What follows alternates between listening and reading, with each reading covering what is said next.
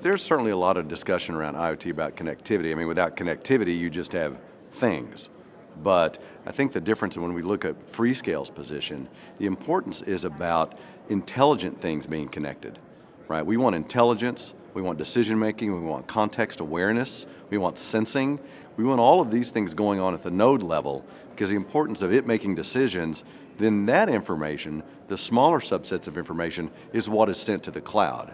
So it's about devices being more intelligent and smarter about what they're doing versus large amounts of data just sent to the cloud and processed.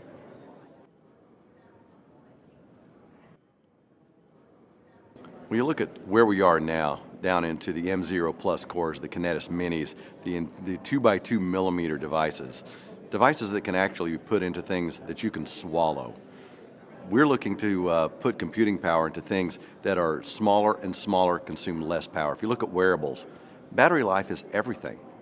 So energy management, processing power within that envelope, that's what's going to expand the Internet of Things.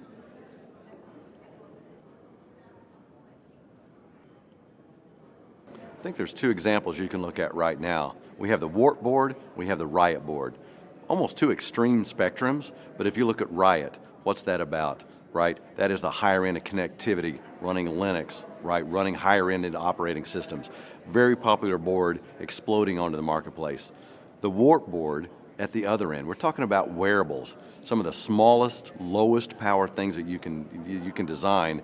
We want to get our customers way down that path. This is all about building blocks, about ecosystem, getting them down the road as quickly to market as they can possibly be.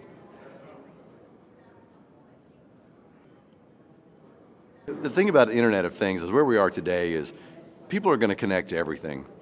And some of them are going to be good ideas, and some of them are not. So there's going to be the things that you're going to look at and say, well, they connected it because they could, not because they should. And so those will be interesting products to look at. And I think then they're going to be the things that are in front of us, and we're going to think, why didn't we think about connecting that?